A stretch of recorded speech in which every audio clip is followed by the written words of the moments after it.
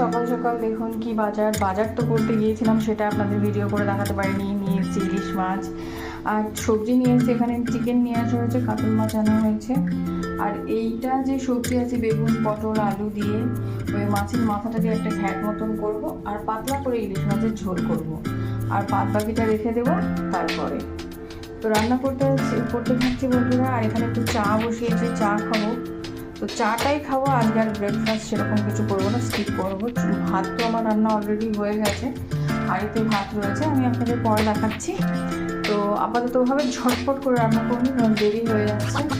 ঠিক আছে, দেখে থাকুন। এই আজকে বাজারঘাট করে নিয়ে আসা হয়েছে। তো হাজব্যান্ড তো কাজ করছে নিজের অফিসে।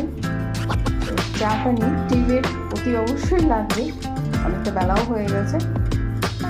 সাদা মাঠা একটা ইলিশ মাছের ঝোল হচ্ছে, একদম অতি সাধারণ, শুধু জিরে ফোড়ন দিয়ে একটু জিরে বাটা দিয়ে, জিরে বাটা অর্থাৎ জিরের গুঁড়ো দিয়ে, ঝিঙে আলু দিইনি, বেগুন আর হচ্ছে ঝিঙে বেগুন দিয়ে করছি এটা, কারণ আর কিছু দিচ্ছি না। আর একটা পটল দিয়েছি।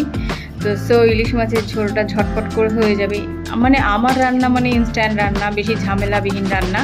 তো রান্নাটা কমপ্লিট করার পর আসুন তাহলে নিয়ে যাচ্ছি টেবিলে কি কি দিয়েছি দেখুন। এই যে মাছের মাথা দিয়ে, যেটা বলেছিলাম ইলিশ মাছের মাথা দিয়ে একটা ঘ্যাট মতন করেছি, আর হচ্ছে এই যে মাছের ঝোল পাতলা করে, আর সাদা ভাত।